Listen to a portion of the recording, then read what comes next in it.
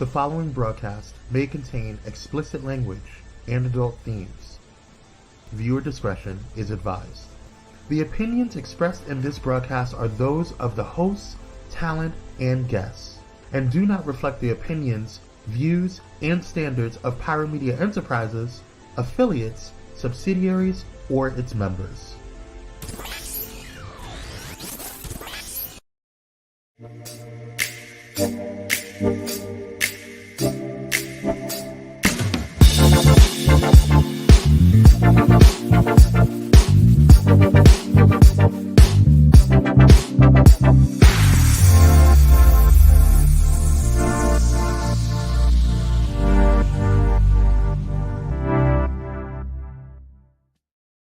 Good morning. Good morning. Happy Friday. Happy Friday. It is Friday, and I know you are excited that it's Friday like I am.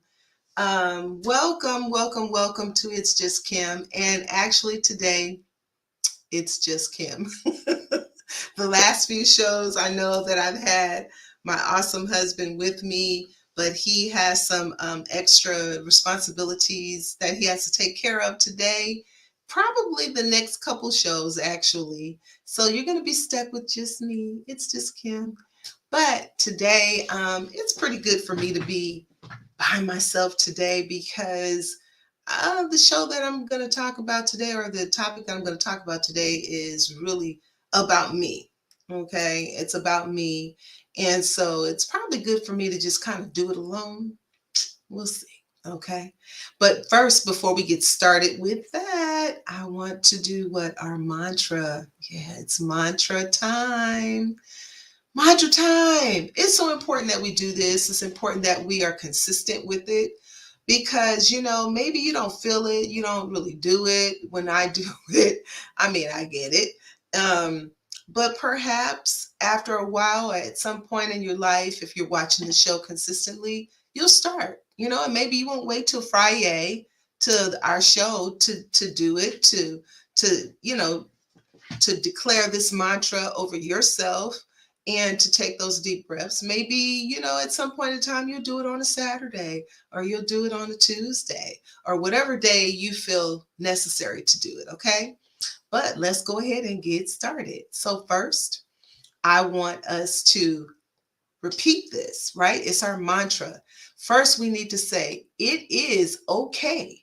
It is okay not to know everything. Oh my God, it's probably part of what I'm going to be talking about today. It's okay to make mistakes. It's okay to be you. Be you. You're the best you that you can be. Nobody else can be you like you can be. People can try. There's a lot of imposters out there, but no one can do it like you. It's okay to ask for help. It's okay to have bad days. It's okay to start over. Sometimes you just need to start over, and that's okay. It's okay to set boundaries. It's okay to be less than perfect. Yeah, stick a pin in that one. It's okay to do what's best for you. It's okay to say no, because no is a complete sentence, N-O period. And it's okay not to be okay, because sometimes we're not okay. And we can be that way for a period of time, but then we have to figure out what we need to do to get okay, right? We can't stay in that not okay state forever. Okay. Now, those are the things that are okay, but this is what I want you to know. I want you to know that you are loved. I want you to know that you are worthy. I want you to know that your feelings are valid, and I want you to know that you are enough. You are enough. You are enough. Yes. Now let's go on. I want to talk about these things. I haven't mentioned this in a while. Things that we can, every day, we can be grateful for. We can be grateful. We can be grateful that we have the opportunity to start over. We should also be kind to ourselves and celebrate your accomplishments. Even if they're little accomplishments, still you need to celebrate those, okay? So now let's take that deep breath. We're going to check in with that deep breath. We're going to put our feet flat on the floor, put our hands on our lap, and we're going to close our eyes, and we're going to take a deep breath. Let's do it and blow it out slow.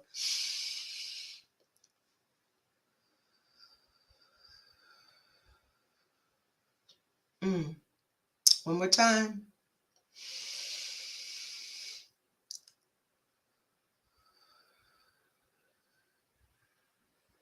And one last time.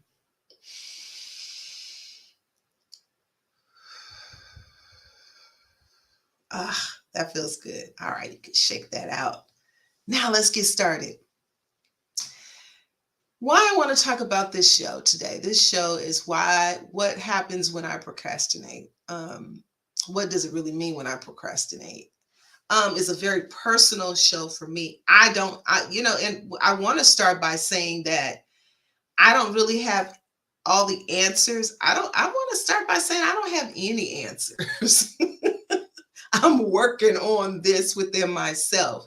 But one of the things I will say is that I discovered something. Yeah. I discovered something because anytime I think I'm dealing with something, I'm dealing with an issue, I'm having some problems in a certain area of my life, I start researching. I start digging into it, And I was wondering why a certain area in my life I was just procrastinating, really like procrastinating, couldn't figure it out. It wasn't that I was not good at what I was doing, or that I didn't have the ability or the skill.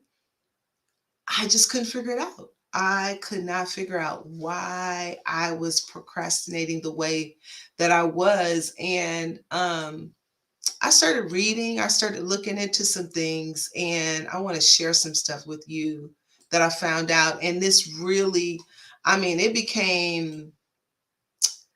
it's really what was going on inside of me. And so I was reading about procrastination, of course, putting off things, but I kept saying, why am I procrastinating? What happens when I procrastinate? What I found out was that, and I know this about myself, this is what I'm going to confess, that I have this element of perfectionism. Dang. And wanting everything to be right, to be perfect, to be in its place. You can come into my house and see that. I like things the way they should be. And when things are not the way they should be, it kind of puts me in a state of a little bit of panic. And so that's a little confession for me. I like things, I like all the pillows fluffed, and set. They have a certain place that they're supposed to be. It's a sickness, right? But seriously, I just like things like that. It's just part of who I am and what makes me comfortable.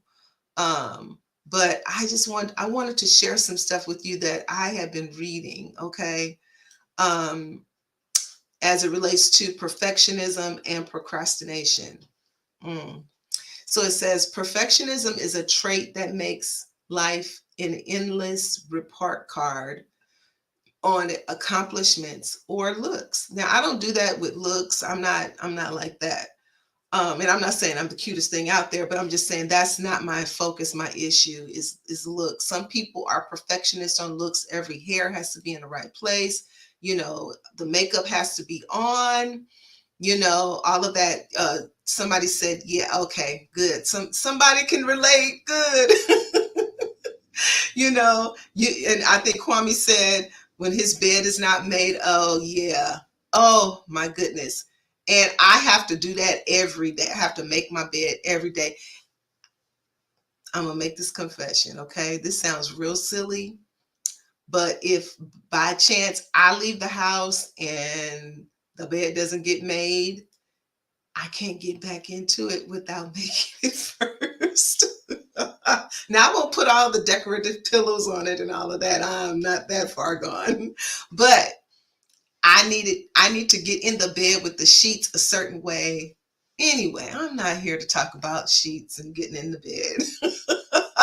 Oh my God, yes. See, I'm not the only one, people. I'm not the only one, right? So, this whole perfectionism, it blew my mind when I read that a lot of my issue with procrastination is coming from a place of perfectionism, needing to be perfect or needing something to be perfect. So instead of, working out whatever the kinks are, you just avoid it because you feel like if I can't do it and it's not perfect, then I'm just going to avoid it. And so let me just, yeah, it really, it got me together, I have to admit. um like I said, it's a trait that makes life an endless report card on accomplishments and looks. Now when it's healthy, it can be like motivation. Okay, when it's unhealthy, it's like it makes you unhappy all the time because nothing is ever perfect, nothing is ever right. So perfectionism is driven primarily by internal pressures. Yeah, typically the perfectionism, unless somebody else is expecting you to be perfect, um, it's usually an internal thing. It's what's going on inside of you. It's not the other person or other people. It's usually about you. It's usually about what's happening inside of you and why you're driving yourself to be that way. Um, it's internal pressures to avoid not being perfect or to avoid failure. Don't want to fail. Or to avoid harsh judgment or any type of judgment. Doesn't even have to be harsh. Sometimes we can't even take um, criticism, you know, that healthy criticism when somebody says, hey, perhaps you could do this like this. And you're kind of like, how are they going to tell me? Or, oh my God, I failed. All those thoughts. I'll share this one little story. Um, Years ago, I used to be a high school teacher. And so, um, like maybe once, not if not once a year, once every other year, teachers they would be evaluated. Okay, they called it stolling. So you would be stoled. And so what would happen is the vice principal or the principal or whoever your supervisor was at the time, they would come into your classroom while you're teaching. They would sit in the back and they would just observe. They would observe your lesson plan. They would observe, the interaction with the students. They would observe everything going on in the classroom, the look of the classroom, the cleanliness, all of that. And I remember the very first time my vice principal came in to my classroom, and let me tell you, I was always that teacher. I would come into work at least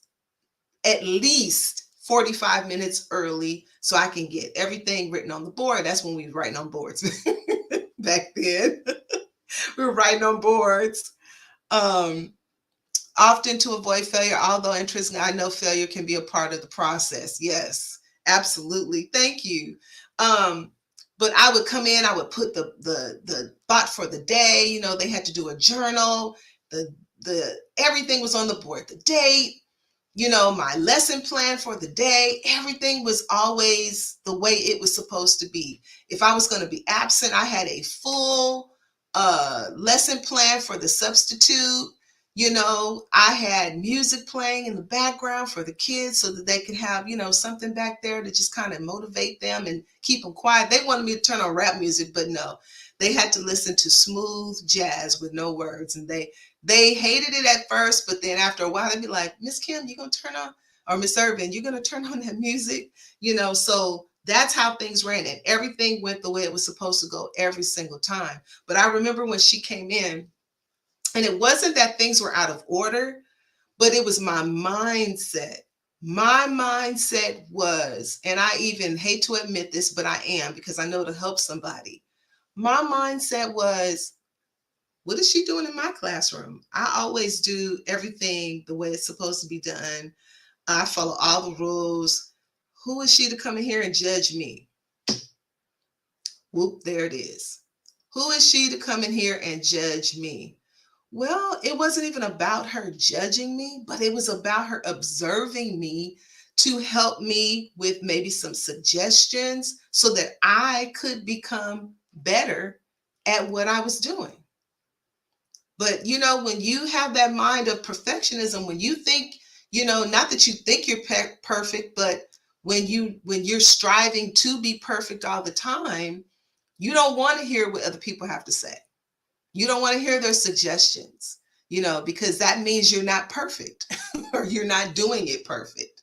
So I had to really work with that. I had to sit with that. As a matter of fact, I had spoken to one of the other teachers who's a good friend of mine, and I was telling her, I didn't like that. I didn't like her coming into my classroom and and observing me and looking at what I'm doing, and she even made a comment, like as we were teaching, going over the lesson, whatever we were doing, she had made a comment, and the kids like turned around and looked, but and I think I had to maintain my facial expression because I felt the same way they did, like, who are you? Why are you talking? But she made a great suggestion and we were able to go with it. So that was one of the first times that I ever like really dealt with that perfectionism thing. And but here of late, dealing with a certain situation, as it relates to me and my brand and all of that, I came to an awareness. I came to this awareness that my issue with that is the perfectionism, wanting it to be just perfect every single time. I remember first starting all of this. I started with the 10-minute tips for your relationships. And before I would go into the studio and do the 10-minute tips, I was doing the 10-minute tips on my own with my camera, my phone. And I would record them and post them or whatever. And I remember there were times when I would do these 10-minute tips. It would take me hours because I was trying to do it perfectly. But now, here's the thing.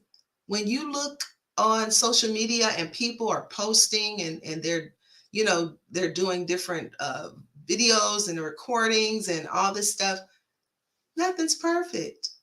I think people probably respect it when you are real, when you do have a mistake, when you have bloopers. I remember at one time our producer, before my show would start, he would do all these bloopers, show all these bloopers, and we had a plenty. It was funny, and I was able to see myself as, hey, Kim, you blew it. So what? It was funny. It was cute. I'm still working on it, y'all. Still working on it. So perfectionists, what we do is we have this unrealistic set of expectations, right? And not only that, we're quick to find fault and we're overly critical of mistakes. So basically, when it comes to perfectionism as it relates to procrastination, we procrastinate out of fear of not being perfect or fear of failure. And I think it was just said that failure is part of our process. It's part of us growing as human beings, as being regular people. Failure, you're going to fall, you're going to fail, you're going to make mistakes. And it's about what you do when you fall. It's about what you do when you make a mistake, Failure doesn't mean the end. Failure means, I need to try it differently or I need to do something better. And that's okay. So that's what I'm coming to. Those are the things that I'm coming to as a person, as Kim, right? So psychologically, procrastinators are often perfectionists, and we would prefer to never tackle a job or never do something or go forward in something than to face the possibility of not doing it well. That's where the procrastination comes in. As a perfectionist, I would prefer to not even do it. Just not even do it, not even touch it, than to not do it well. Well, how would you know that you didn't do it well if you didn't try? So these are the things that we have to keep telling ourselves as those perfectionists who are procrastinators, or procrastinators who are perfectionists? How will you know that it's not done well if you don't try it, right? So let me read this other thing to you too. Some procrastinators contend that they perform better under pressure. Ugh, that is a lie that we tell ourselves, that we work better under pressure. No, that's an excuse to keep putting off, mhm, to keep putting off, and to keep perpetuating that perfectionism, and to keep perpetuating that procrastination. We keep telling ourselves, well, I work better under pressure. Yeah, what happens is you experience this sense of euphoria when you have to get in there and grind real quick and get it done. Yeah, that is an overwhelming feeling that you get, and it may be even enjoyable for some people, but it's not a healthy way to continue. Oh, y'all just take that in real quick. It is not a healthy way to continue. Listen, I have some of the things that I want to talk about, but first, let's go to a commercial and we'll be right back. I pay the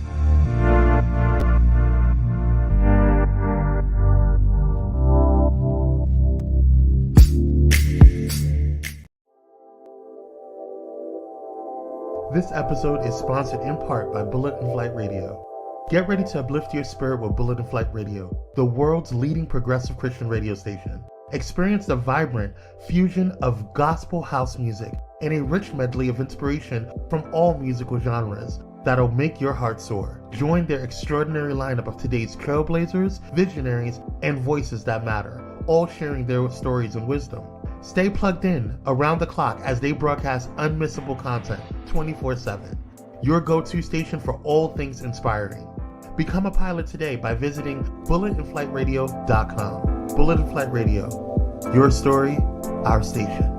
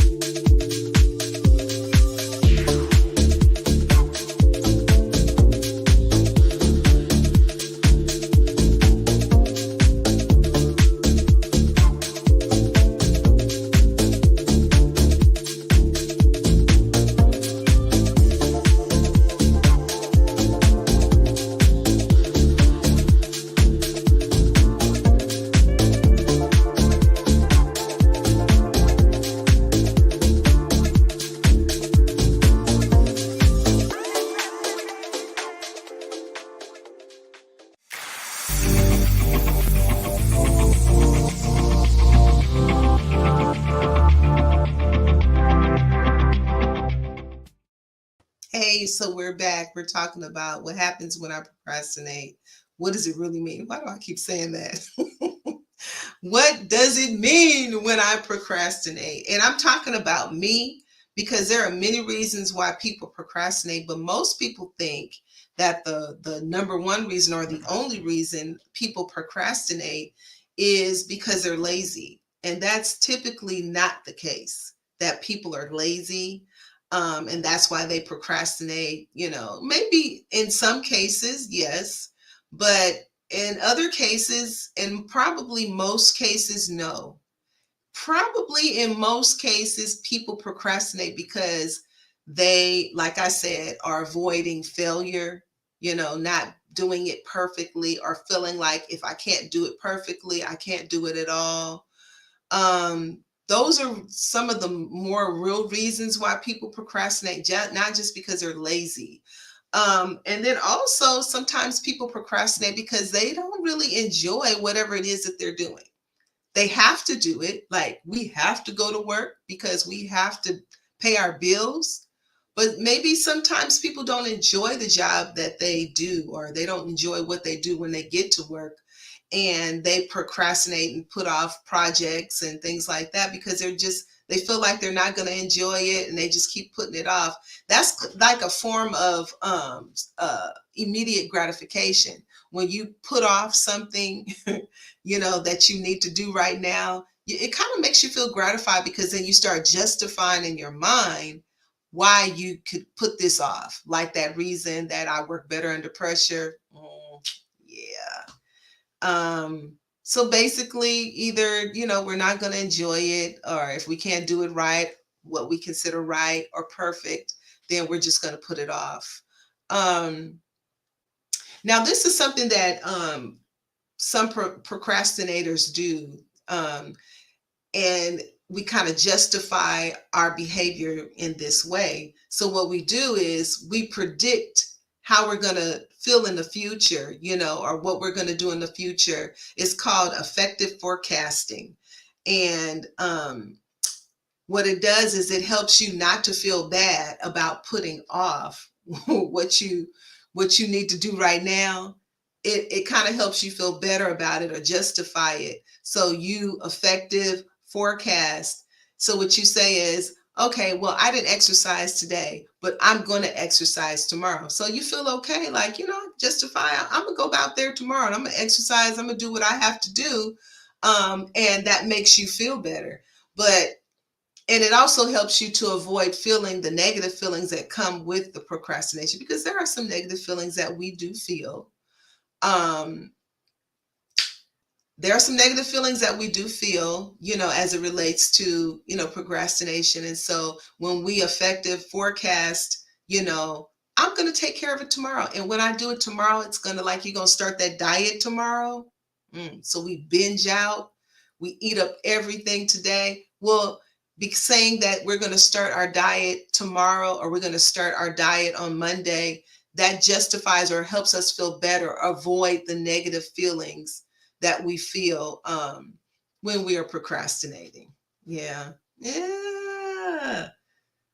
Wow. Just talking about all of this is really helping me think through it, because sometimes when you don't really say things out loud, or you don't have a conversation with anyone about it, you just kind of keep it to yourself, and you can keep rehearsing the same, things in your mind, and then you never make that change. So hopefully today, making this confession to the world, right? Because the world is watching. Maybe I will do better at not necessarily, the fact that, oh, I'm such a procrastinator, but why I procrastinate. Because my procrastination doesn't come out of not enjoying what I do, and it doesn't come out of laziness.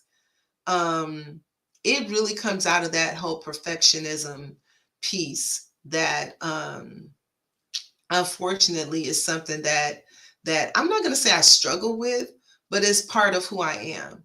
But I need to manage that and not have it manage me. Yes. Let's see. Now I wanted to talk about some things as it relates to our health when it comes to procrastination, right? Because like I said, procrastination, it relieves that feeling in the moment. It relieves that feeling in the moment, but it can have like some extreme emotional, physical, and practical cost later on. You pay the price later. You may feel okay right now because, oh, I don't have to do it, or I've justified why I don't have to do it now, or why I'm not going to do it now. But later on, yes, then there are some costs. There's some repercussions that come with that. So let's take a look at some of that. So habitual procrastinators sometimes experience these things: insomnia. They have issues with their immune system and their gastrointestinal. They have gastrointestinal disturbances. Yeah, because you're putting yourself under all that pressure. And now you have to, beat the clock to get whatever you need to get done. You have to beat the clock to make it happen. So of course, you may lose some sleep. And of course, you may have some stomach issues. Of course, when you're doing all of that, then your immune system suffers because you're not really taking care of yourself. You're probably up late working on whatever that project is at the last minute. You're not eating properly, or whatever the case may be. So those are some things, physical things that may happen when you procrastinate. The other thing too, and I realized this as well, Perfectionism increases anxiety. So procrastination and perfectionism, or the perfectionist who procrastinates, is probably a little anxious. Think about it, right? It's probably a little anxious. And also, social media doesn't help, right? Because we're trying to be perfect, just like those people we see on social media. I'm going to step out on a limb here, and I'm going to say this. Everything you see on social media is not what it really is. Sorry. um, all those perfect relationships, those perfect pictures, those perfect posts that you see, it took those people a lot to get there, to get that, to that perfect look, that perfect picture. I was telling somebody, like, my last show, my husband and I were talking about being married over almost 40 years.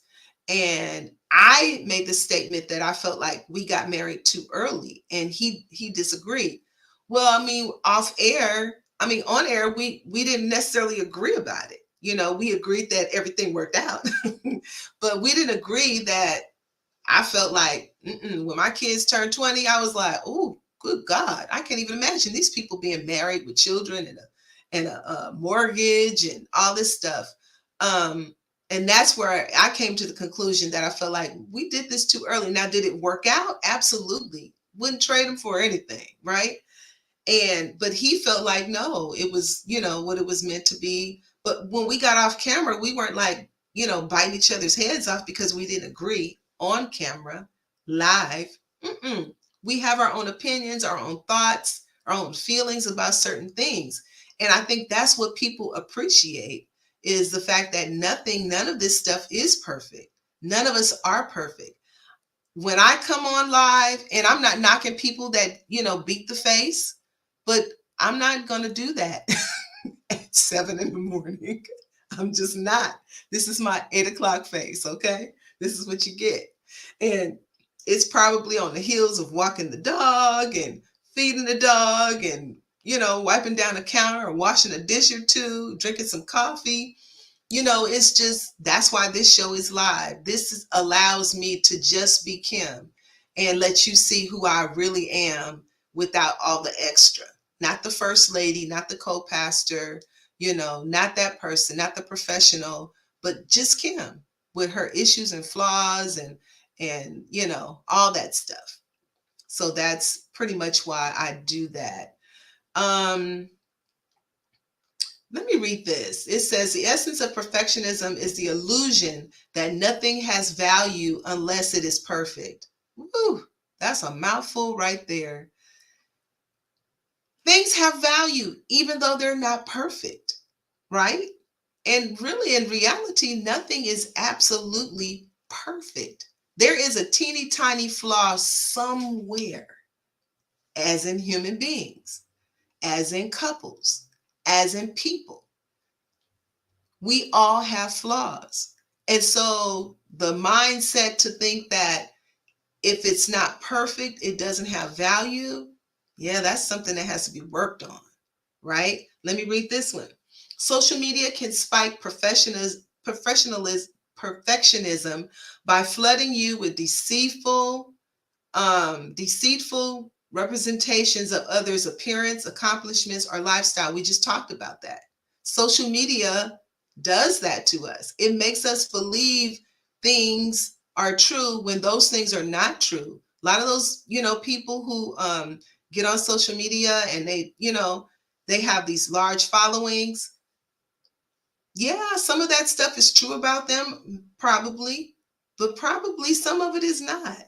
I mean, it's a certain, thing they have to do to keep people following them.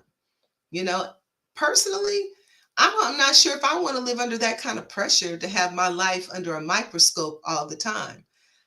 I don't want y'all to see everything all the time, but that's just me, right? That's just Kim. That's what I choose. But I just think that we should be realistic as it relates to understanding that this stuff is not real, people. Is not real. Okay. And then the last thing right here, it says steps to limit perfectionism include rewarding yourself, holding fast to deadlines, and unplugging from social media. Ooh, wee. Somebody say amen and thank you, Jesus. Sometimes we do need to unplug. We need to pull the plug and not get on social media, not be on there all the time. Me personally, I don't like arguments. I don't like debating, going back and forth on social media. And sometimes when I'm looking at it, I'm just like, okay, I've had enough. And I want to unplug. But I know that that is hard for some people. It's hard for some people to unplug because you get caught up. I was talking to my daughter yesterday and she was braiding my hair. Yes, Brea. She's on Instagram. You can look her up, Breaaa. Anyway, she's a braid bar IE. But we were talking about how you can get caught up on your cell phone, your cellular, I call it your cellular device. You can get caught up with looking at that thing and not coming off of it. Your face will get buried in that cell phone, and my God, before you know it, hours have passed or it's midnight and you're still engaged, in social media, looking at this, looking at that, and honestly, I didn't realize how important it was to give hearts and likes and all that. So, I was not doing it right at first. My kids had to school me on that. Okay, getting back to what we were talking about. So I want to share these adverse effects on perfectionism, because that I realize now that has been the driver or the cause of a lot of my procrastination, is the need to everything to be perfect. So if it can't be perfect, then I'm just going to back out of it. So listen up.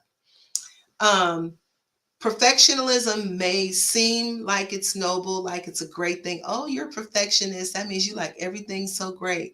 But it's not a great thing, right? You it could cause damage to you as a person, Now let's look at some different outcomes of being a perfectionist where it's unhealthy. I'm not talking about, liking things a certain way and making sure things are done correctly. But I'm talking about when it is something that is overtaking you and it's overtaking your life, and you become immobile where you can't do anything because you're afraid to do anything because you're going to fail at it. Okay. So number one is stress. We all know what that is, stress. Striving for perfectionism creates enormous psychic pressure that triggers psychosomatic symptoms such as chronic fatigue, anxiety, and restlessness. The stress. Yeah, stress is no joke. It'll take a toll on your mind and your body. I'll tell you about it later. Then, of course, perfectionism causes procrastination. We've been talking about that already. It causes disappointment. Your self-esteem takes a big hit with so many incomplete tasks and critical thoughts. You rarely experience esteem boosting bursts of satisfaction and pride, saying to yourself, you did a good job. No, we're consistently disappointed with ourselves because we want everything to be perfect. Then those critical thoughts, self-critical thoughts, you fought yourself all the time, relentlessly. Compare and despair. Oh my God, yes. You negatively compare yourself to others in your mind. You're always the outlier or the underdog who never gets acknowledged. You long for praise and attention, yet remain in the shadows. Okay, so compare and despair. Less creativity. Yes, it's impossible to be as creative as you can be when you're always trying to do everything so perfectly. Right. Creativity is not perfection. It's creativity. So that means it can be done differently, various ways. Doesn't have to be done one specific way. And then low ambition. Okay. So completed tasks and accomplishments fuel ambition, passion, and inspiration. Unfortunately, perfectionism drains those aspirations. They do. It makes you tired. Makes you tired. You trying to be perfect is exhausting. Completely exhausting. Because your mind, first of all, maybe your body will lay down and rest at some point, but in your mind, you're always trying to figure out, oh my God, I didn't do that right. Or, oh my God, how can I do it better? Or oh my God, it's not perfect. You're always going on and on and on about perfection and being perfect all the time. And that's not real. It's not real. So let's together, let's work on that perfectionism, right? Let's work on that. You and I together. Let's not be so hard on ourselves and not feel like we have to do everything so perfect or not do it at all. Let's make some change today. I'm really going to start making a change today with that whole perfectionism thing and, avoiding doing certain things because I'm thinking I'm not going to do it perfectly. Well, no, nothing is perfect. So this is my confession. Being a perfectionist who procrastinates. Yeah. So I hope this helped you today. I do. I hope this helped you. I hope you saw yourself in it. Hey, Renee, I hope you are able to think about it in terms of, I'm going to give myself a break. And I'm not going to try and be perfect all the time, or realize that I'm not perfect. I'm a human being. We are full of flaws. So get up, get it done, get started. Don't stall it or avoid it because it won't be perfect. You got this. You can do it. We can do it together. We can do it. So until the next time, you take care and you stay safe. I love you. Bye.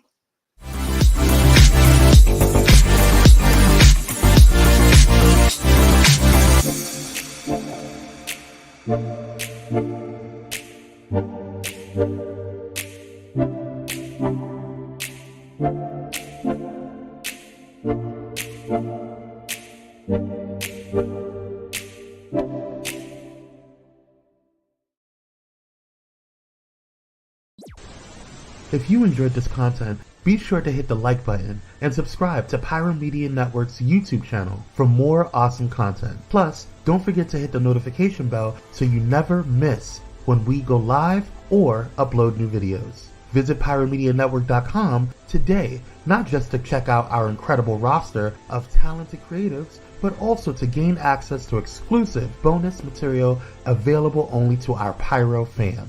Show your support for this Black-owned indie network by donating today. Help us keep igniting brands everywhere.